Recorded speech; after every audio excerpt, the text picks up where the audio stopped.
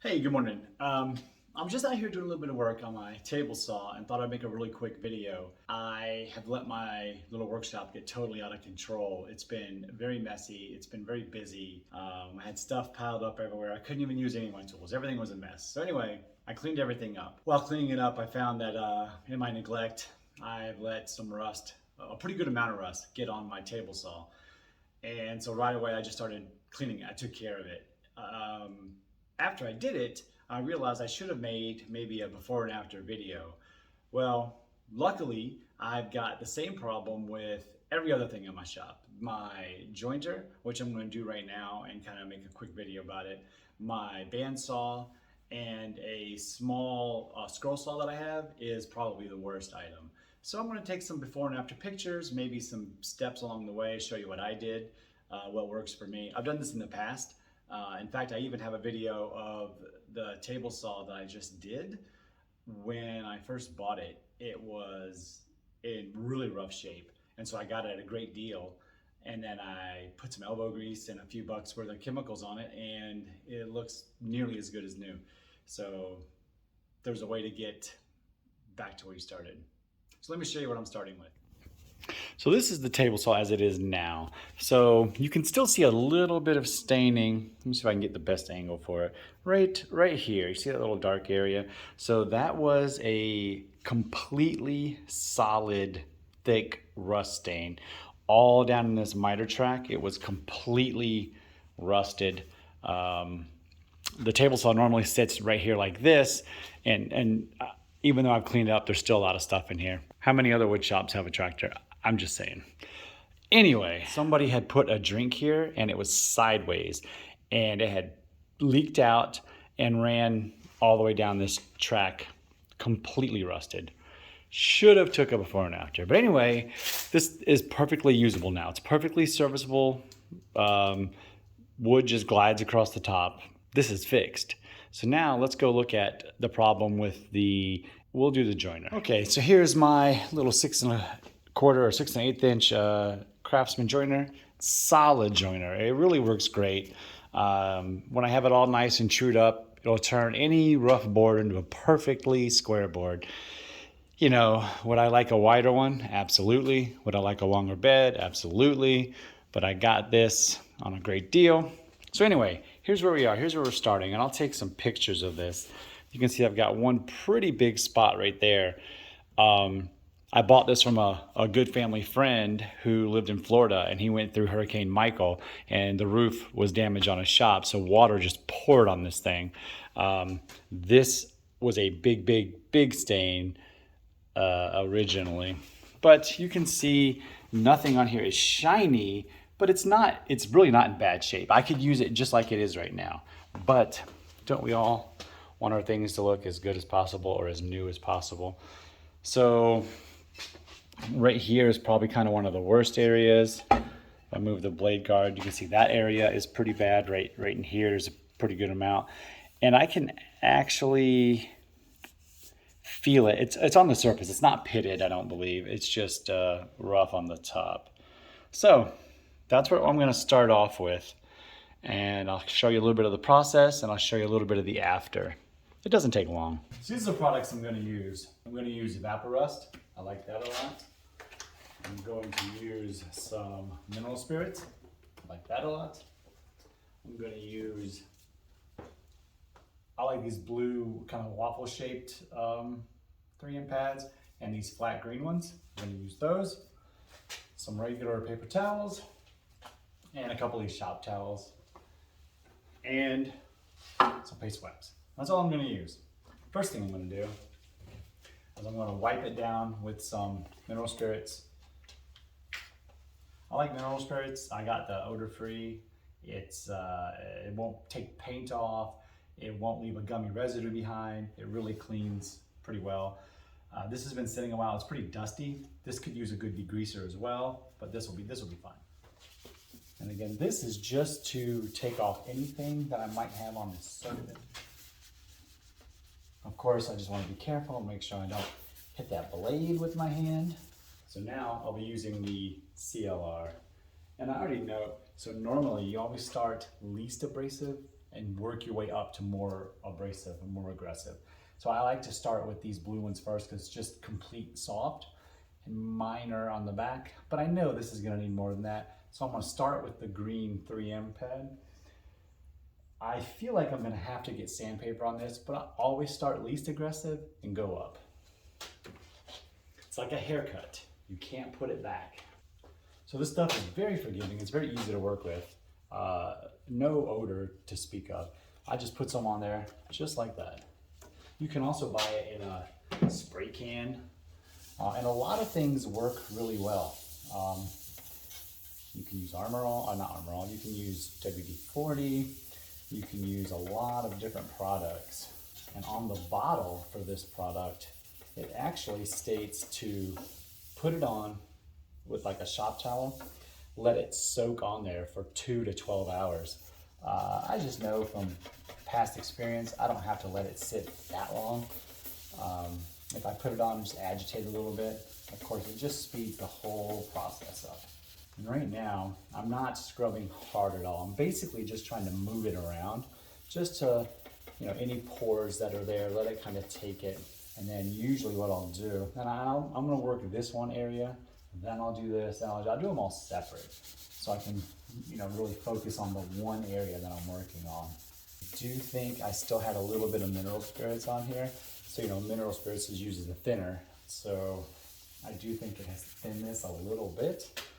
So I'm wearing gloves right now. This Evaporust is totally safe. You can touch it. Pretty sure you cannot drink it, but it can get on your skin. It doesn't hurt. It's biodegradable. It's good. It doesn't kill plants or anything. But I'm trying to keep all these stains from my hands, especially around the fingernails. I work in a medical setting, and I don't want to have stained hands when I go see patients. And I'm just going to keep moving around. Of course, I'm not sanding anything off. I'm not taking off cast iron here, but you'll see I'm going this way. When I'm all done, I'm going to go in the direction of the wood travel lastly, but I like to go this way first. And usually you can tell when you're really starting to get results because the residue on top, it starts getting a little bit of color to it. And this only has just a little bit. So probably what I'm going to do is dry this off with a paper towel and then apply some more. These small little blemishes, these dark discolorations, it doesn't affect this at all. It doesn't impede the quality of its work or any. Some old used paper towels here. I'm just gonna kind of get that all off, and I'll show you how I'm gonna do this next step. And I do still think I'm gonna go to sandpaper, but you can take your little palm sander. These scratch pads will just stick right to the hook and loop. I have a 800 grit sandpaper here. This is very, very non-abrasive. And so I'm basically wet sanding now because this is wet. And now with this, I'm gonna be very, very light-handed. No pressure, I'm just gonna steer it back and forth.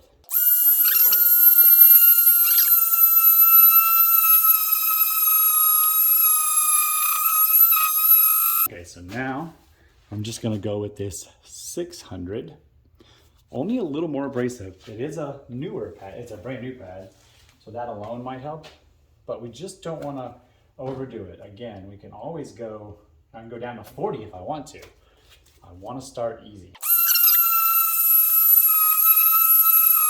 Flat. I'm not putting any pressure on an angle like that. Just like with wood, if you angle it, you're taking more material from somewhere else. Now again, at 600 grit, I'm not cutting into this table, not cast iron top. Now something else you can do is, I don't have any WD-40 at the moment, but I have some PB Blaster. So you can spray some of this penetrating oil in there. I think sometimes that helps a little bit. And just kind of move that around. Maybe I've created a horrible chemical reaction, I don't know.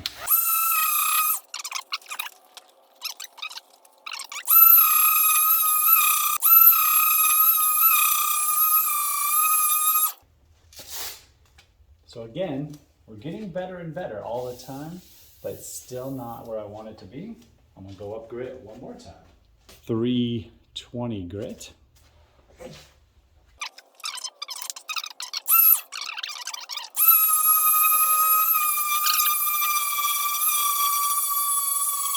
I'm also trying to go over everything evenly. Even this is the area I want to focus on the most. I don't want to just do this area. So whatever I do here, I'm doing to the whole thing.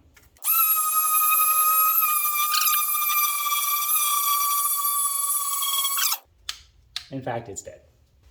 Kind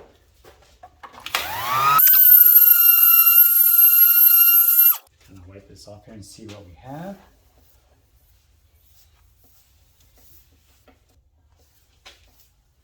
Okay, so as you can see there, we have a pretty drastic before and after. And what I'm going to do, just like if you wet sand a car or wax, now that I've gone more aggressive, just like sanding any piece of wood, I'm gonna now back it up and go back through the steps to get back to the least aggressive, just to put the most shine on there. So let me take this out of here just for a minute. So it's kind of hard to see now. And again, there's nothing on here to make it shiny per se, but if you look at the difference in this and that, you know, it's pretty drastic. But the bulk of all that stuff is off the table, and the farthest I went was 320 grit. Now, this is where it stands as is. I'm gonna go back through the grits, working my way up to try to just shine it a little bit. I'm gonna clean it and go back up. I just wanted to show you that a little bit closer. Do the 600.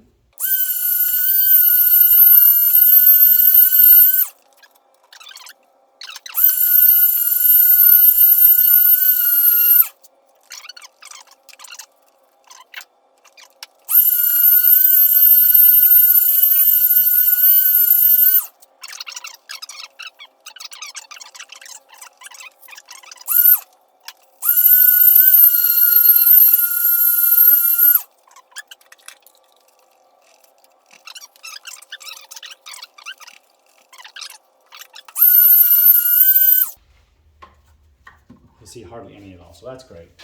This I'm calling prepped. This is done. This is as good as it's gonna get. You can't feel this. This is, I mean, this is just as smooth as glass. There's no, I've heard people say you can't use sandpaper. It makes it grabby for the wood. I can assure you that's not the case. I used to always use Bow Shield. I used to spray that on all the time. I don't use that anymore. I use just paste wax. So I'm gonna put some of that on here in just a second. And you don't need a ton of it. You're just, you know, just like your car, you're just putting a film on there. So I like to get it way down in there. In the past, well, up until recently, I've always used this with a heat gun. I've actually put it on and then used the heat gun to try to get it into the pores. My heat gun broke, so I don't have a heat gun. If you have one, feel free to send me one. I had one, I can't think of what brand it was right now.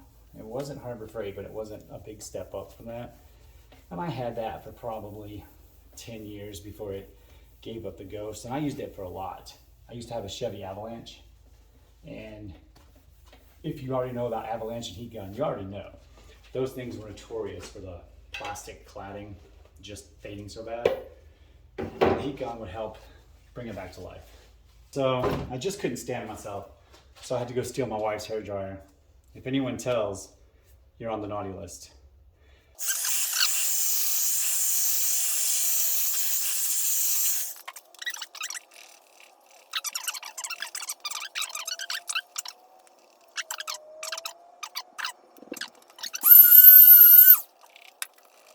There we go.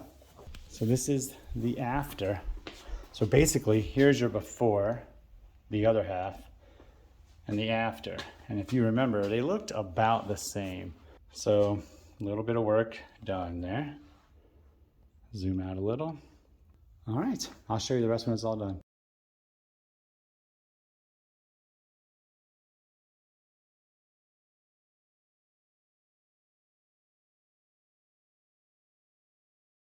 right, so I'm all done.